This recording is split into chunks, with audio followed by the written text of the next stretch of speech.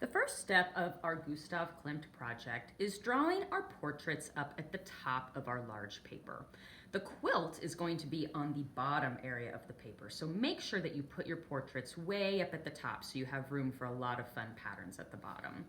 So after we've practiced our portraits, we should have a pretty good idea of what our portraits are going to look like and how many portraits we're going to have.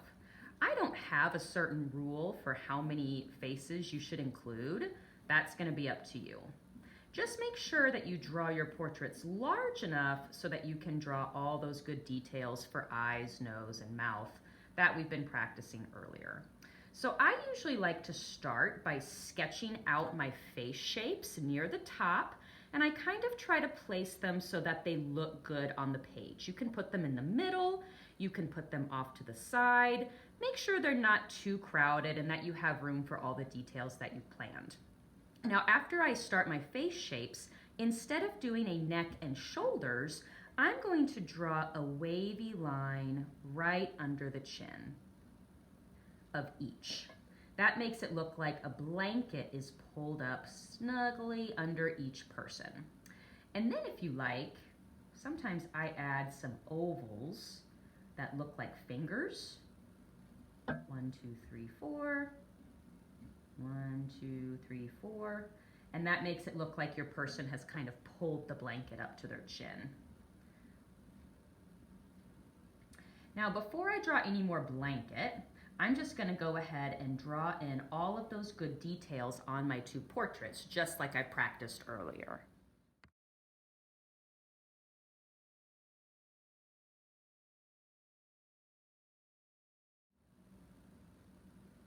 After you've finished your portraits, we need to finish drawing our quilt.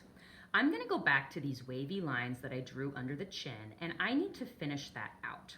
So what I usually do is I extend a line so that it goes all the way off the edge of my paper.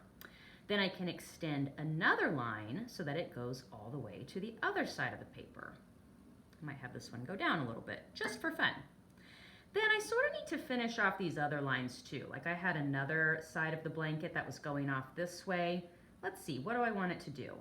I might have it kind of wrap around this little boy's head and connect right there.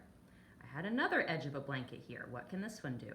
Oh, I'm just gonna wave it over this way. Sometimes I also like to add little extra wavy lines if I want to give my person kind of a more snuggly pillow. We'll kind of put a little snuggle blanket over there. So that part is sort of up to you. You have to decide how you want to snuggle your people in their blanket using wavy lines. Now the bottom part is the fun part. We need to divide this whole large area up so that it looks like different sections of a quilt. I'm going to do that by drawing 10 wavy lines. They can go any which way. We can take them diagonally. 1. We can go down. 2. We can go to the side. So I'm just going to keep on going until I've made about 10 lines.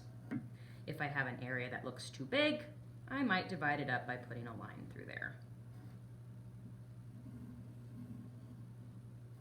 I'm going to keep on going until I've added all my sections. When you have your blankets the way you like, the last step is outlining all of our pencil with a Sharpie marker. So you have to do your portraits and your quilt blanket. So when we're done, everything should have a nice black outline.